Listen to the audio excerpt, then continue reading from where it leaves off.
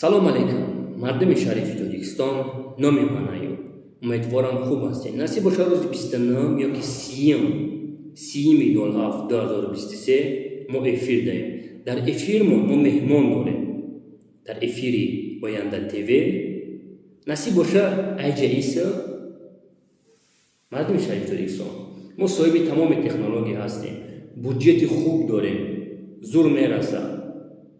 40 то 50 ҳазори рубли зур мераса.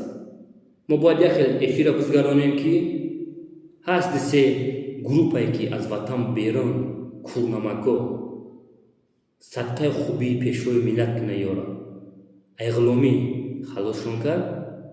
имрӯз пишти парда ай Европа сагвори ҷакидеса. мо бояд як хел эфира гузгаронем ки изо бикашам.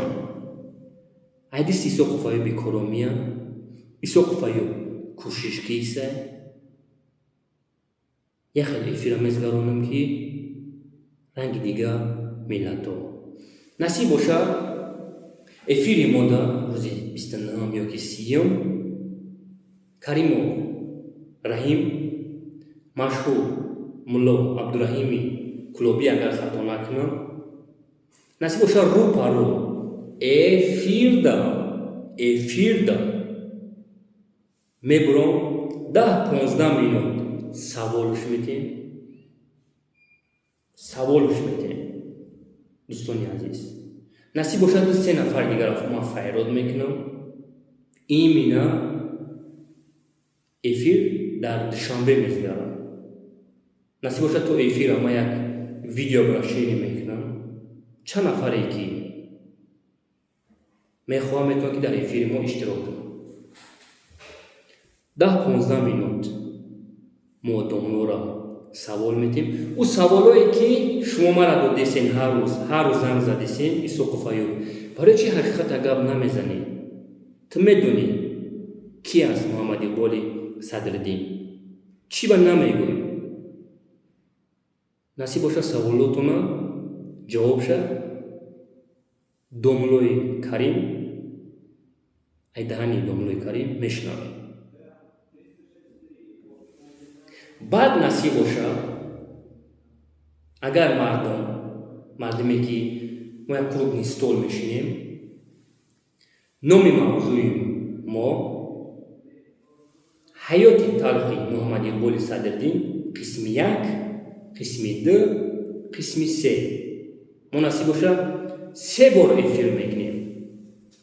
ман як моҳ пеш гуфта будам.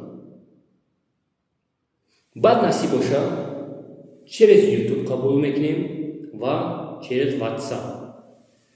мардум савол метам, мо ба саволои мардум ҷавоб медиҳем. дӯстони азиз, ҳаст каналое ки имрӯз як канал бо группаи экстремистои 24, яъне ай озодӣ гап мезананд. ҳар минут секунд озод ҳар як шаҳрванд ҳақ дорад ки миниша гап зананд, не ки мебуранд дар эфирошон гап мезананд, қаршон мекунанд, баъд эфир баъд угражатшон мекунанд. ва диюм эфире ки имрӯз гузарондеса и назарияи террористои запрещено дар Российской Федерации и дар Ҷумҳурии Тоҷикистон фақат ҳуҷа ғайбат. Дом 3 итари эфирое ки ҳақиқат боша дар Ҷумҳурии Тоҷикистон итари эфир нест. ман надидам ягон эфире ки ҳақиқата гап занад. ин просто айб аст, як шармандагарӣ аст. мо бояд камтаракак фикр кунем. мо бояд имрӯз дӯстаи душман бояд фарқ кунем. шумо Муҳаммад Иқболи Гадора устод мегӯед хелат. даже через Франсия напрямую занг задесен, угрожат кардесен, номерои телефон исо гӯш кунед. агар амо Иқболи устоди агар шумо бошад, ӯ барои мара хоин аст, як гаддоҳ одам аст. ӯ чумо аст. барои мара чумо аст. И барои мардими шаҳри Тоҷикистон, именно барои Маҳмадиёжа ӯ як чумо одам. Агар ӯ оромии миллат, пешравии ҷавонор агар бихоҳад, номери картае ки запрешено аст, намегузорад. Дина ай Санкт-Петербург бояд 2 нафара арестовать мекарданд. Ҳамватанони азиз, насиб бошад рӯзои 24 душанбе мешавад.